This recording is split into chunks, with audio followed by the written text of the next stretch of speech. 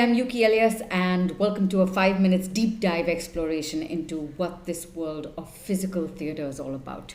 Physical theater is driven by the physical act, the body in motion, an exploration of stories, of characters, of our search for the artistic journey via the body and movement. It's quite a vast world, and many kinds of theater can come into what we call physical theater, and can be defined as physical theater, but also as different genres as well. So it's a big pool, and let's try and go through it. So why the body, first of all? Why do we put so much emphasis on the body? I'd like to say that I'm also a practitioner of a physical language along with a lot of my other work.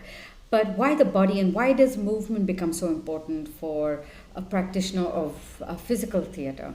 For us, the body is essential. It's like supposing I was the ocean, and as the ocean, I decided to be a theater artist. And I would move, I would explore every wave, I would explore every current.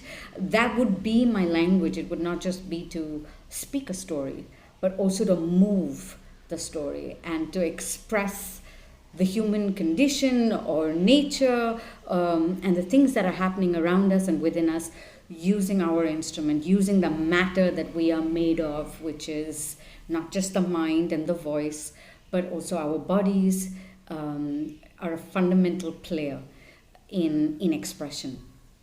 So yes, I like to imagine that we are an ocean, and that we have that capacity to move in so many deep ways and so many fun ways, and so it is to utilize this instrument of ours. The act of transforming is fundamental to nature, and also in the arts, and also in our physical representation of a story. So transformation, when we see in the world, a physical transformation can be a tree from a seed.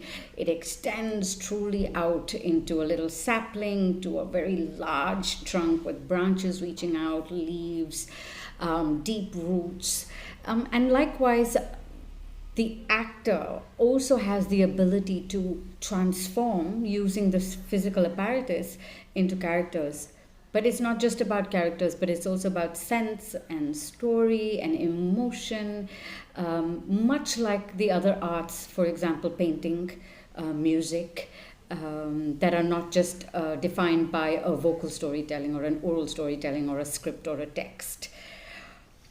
And much like dance or painting or music, we have a language, a physical language that is created through gesture, shape, texture, rhythm, and other fundamentals as well. And all of these are also backed entirely by intent and meaning. So no action just happens for no reason.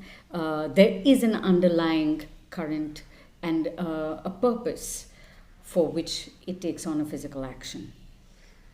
Kinds of physical theater, maybe it's time to actually show some things, but kinds of physical theater through the years and through the ages have been many. We have mask work, which was when the Greeks started doing theater back there. I mean, there was an incredible amount of mask work, but of course the rest of Europe, India, Asia, we're huge into masks. What I have at home, and that's why I can use it right now, is what I call the neutral mask, which I studied at the Jacques Lecoq School.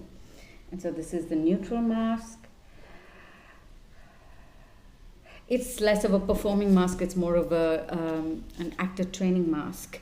But we again use a lot of mask work to get very good at understanding our body and our movement and exploring with it.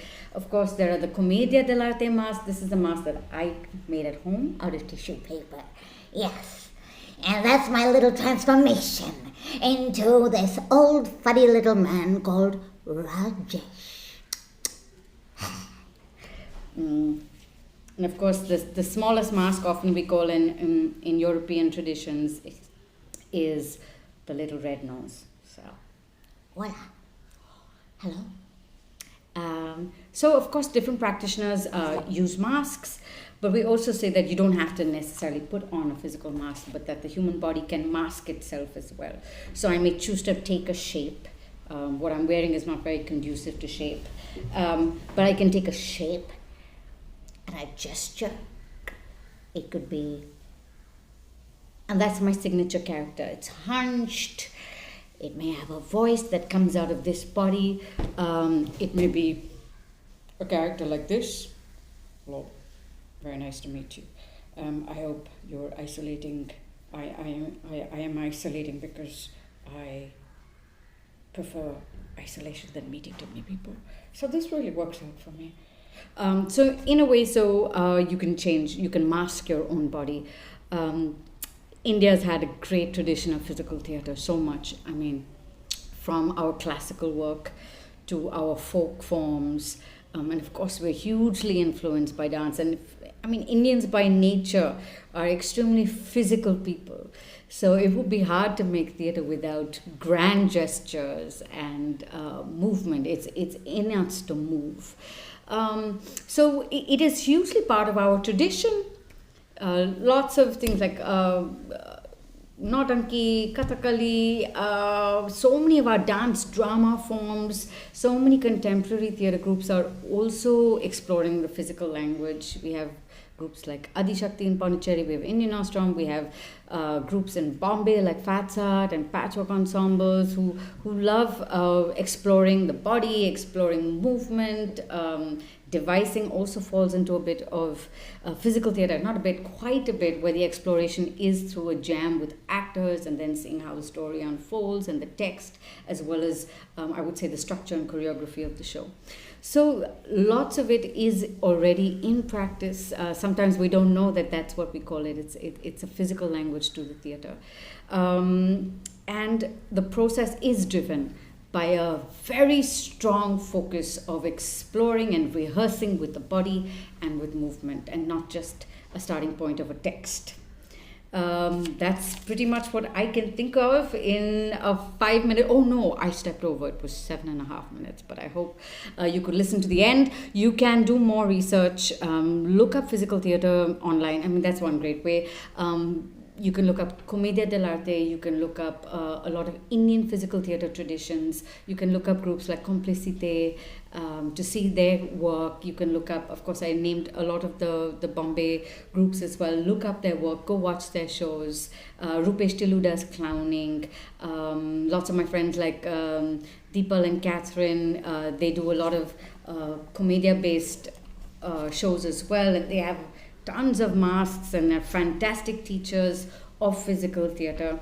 So it is a wonderful, wonderful genre, and I feel every actor must work also with the body and movement. And the range that one can explore then is so much more. Everything opens up to us if the body is also involved. So that's about it. Thank you for watching and listening.